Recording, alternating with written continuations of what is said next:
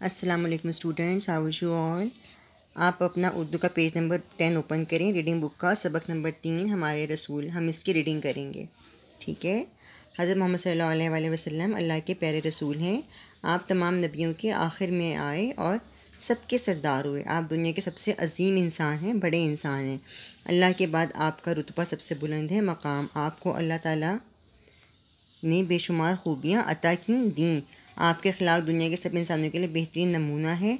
आप अपनी नबूवत के ऐलान से पहले भी सच बोलने के सादिक और अमानतदार होने के सबब अमीन मशहूर थे। आप बीमारों का हाल जाकर पूछते, उनके लिए दुआ फरमाते, ज़रूरतमंदों की ज़रूरत पूरी करते, कमज़ोर और बूढ़े लोगों के काम में उनका हाथ बढ़ाते। आपके यहाँ मेहमान आते तो उनकी खूब तवाज़ा करते, खातिरदारी करते।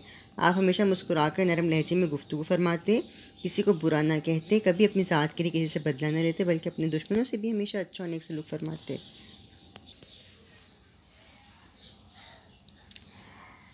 आप सल्लल्लाहु अलैहि वसल्लम ने फरमाया, जो शख्स हमारे छोटों पर रहम नहीं करता वो हम में से नहीं।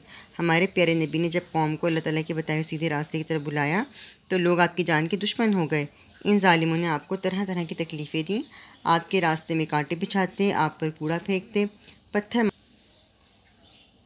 बेहुदा अल्फाज कसते। आपने इसके जवाब में हमेशा सब्र और तहम्मुल का मुज़ाहरा किया।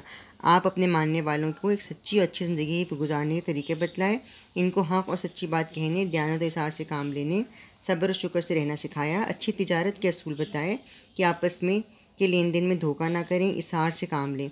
इसार का मतलब क्या होता है बेटा? कुर्बानी। माल में मिलावट ना करें, नाप तोल में कमी ना करें। आपने हमेशा अपनी ज़रूरत पर दूसरों की ज़रूरतों को तरजीह दी, यानी कि उनको फ़ौक़ियत दी, बरतरी दी। कभी कोई साइल आपके दर से खाली ना गया। आप वादे के पक्के थे। आपकी तालीम और तरबियत के नतीजे में सहाबा कराम रिज़वानुल अजमईन की ज़िंदगियाँ तब्दील हुई, अल्लाह के नेक बंदे बन गए। ठीक है बेटा, ये रीडिंग है, ये आपने करनी है।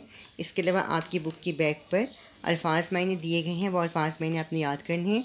जो इसमें मुश्किल अल्फाज हैं उनको आपने अपनी प्रैक्टिस करनी है, मशक़ करनी है, ताकि आपको लिखना आए। ठीक है। बाकी जो इसकी एक्सरसाइज है वो मैं आपको मैसेज कर दूँगी, आपको उसकी पिक्चर सेंड कर दूँगी।